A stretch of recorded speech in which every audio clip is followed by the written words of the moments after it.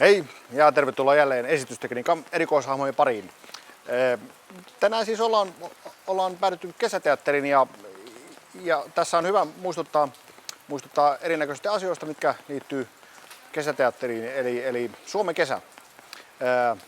Sateenvarjohan olisi näppärä ottaa käyttöön, mutta valitettavasti sitähän ei saa esityksessä käyttää, niin olemme sitten valmistautuneet